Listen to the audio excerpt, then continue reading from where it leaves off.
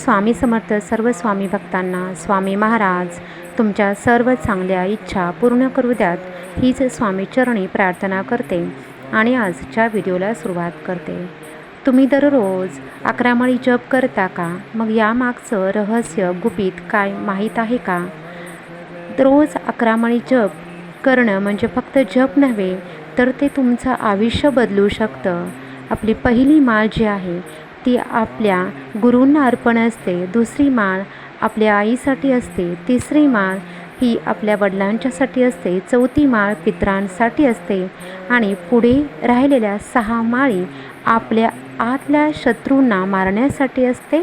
काम, क्रोध, लोभ, मोह, मद, मत्सर यांच्यासाठी असते आणि शेवटची 11वी माळ ही आपल्या स्वतःसाठी असते. कारण तुम्हाला माहीत आहे, आपण दिले तरच आपल्याला ते मिळत असते आणि म्हणून आपण 11 माळी जप हा करायचा.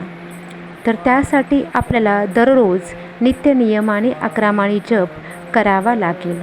आपण शॉर्टकट मारलं तर आपल्याला काही मिळणार नाही, पण जर आपण नित्यनियमाने जर ही सेवा केली तर खरंच स्वामी आपल्याला भरभरून देतील.